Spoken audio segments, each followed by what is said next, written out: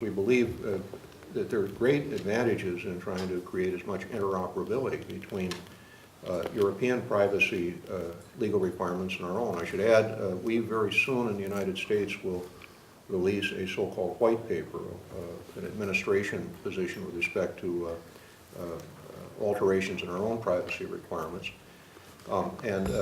We look forward to discussing those with our European colleagues and look forward to whatever advice and thoughts they may be able to offer us about those particular approaches. Ultimately, we'd like these to be as interoperable as possible for efficiency reasons. We want them to be effective in terms of protecting privacy, and we don't want them to add, to any extent that's unnecessary, to the compliance or administrative costs in terms of protecting privacy. The white paper I mentioned will be released by the White House. That is to say, it will be an administration proposal for protecting privacy. It is derived largely from a so-called green paper, which our Department of Commerce was instrumental in terms of drafting.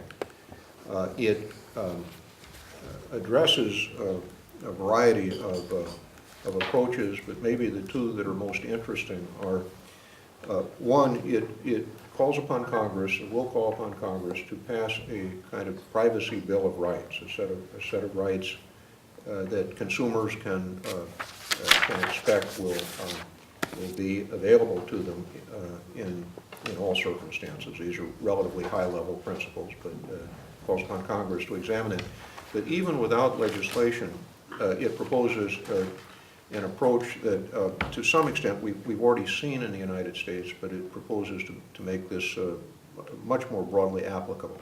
And that is to call upon sectors, various business sectors, commercial sectors that deal with individual information, to develop codes of conduct with respect to that information, to make the codes available to consumers, and then to enforce these through the powers that our Federal Trade Commission has. Our Federal Trade Commission has the legal authority to enforce against unfairness or deception.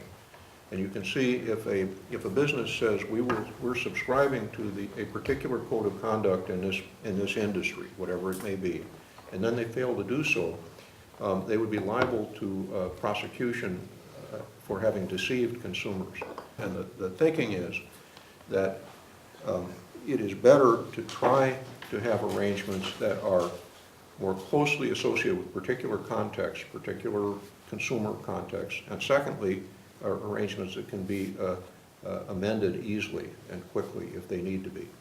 Now we'll see if that works or not, but it's an interesting concept and one that we're prepared to move forward with without any legislation. We don't really require legislation because the Federal Trade Commission Act permits this today.